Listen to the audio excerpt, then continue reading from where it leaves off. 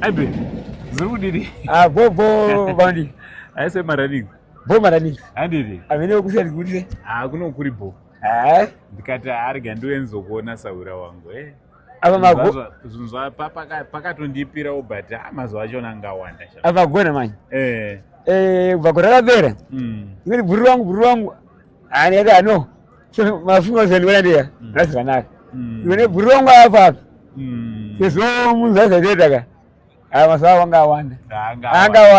Angawanda. Adozo risa yana mchembere pate. Anyime bune aribu. Andiri. Nanole aribu. Andiri. Ya aribu. Na natate. Ese bo. Munu wese pade na. Padini bo. Isebe chiro kwangu ribo.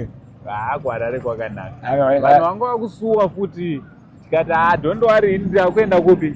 Ndakwenda iko kurumbe kwacheko. Kurumbe kwacho saka papa tiri mukaroi.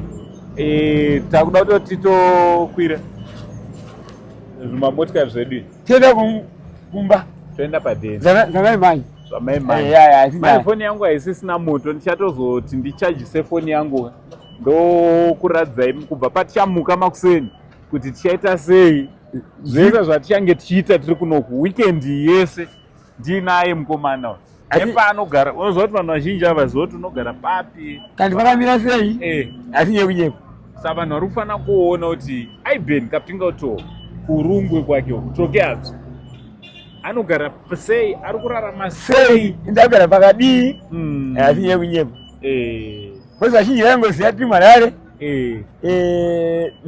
nemunomugaro yemuno atirika wauya kuzorapa exactly saka vasiri nani musikochi vainzoona ndiro sida kuitika bo vaniki magoni saka guys ndo zvatiri kuita panapa tichaita kuti mumbodi tichaita kuti mumboonawo kuti kutokeadzwa kwamira sei kumba kwemukomana kwakamira sei zvichidaro aiwa but ndangouya ndiri maoko Saura aiwa hazina kuipa ndangouya ndiri chinokosha manje kuona na upenyu handitika vanhu veve mari haisindene upenyu ndowakakosha upenyu ndowakakosha saka tauya neupenyu tiri vapenyu nyama nemweya zviri pamwe chete tichionana zvese bo aiwa atotenda aiwa saka iri bo guys ndinaye Saura wangu tichidaro Aiben Kapinga Utoo from Trokea ndofunga vazhinji munomuziva Aiben vanomuziva vazhinji munomuziva there is no need for introduction tobatana mangwana tikuratidza kuti zvofamba sei. Much love and God bless.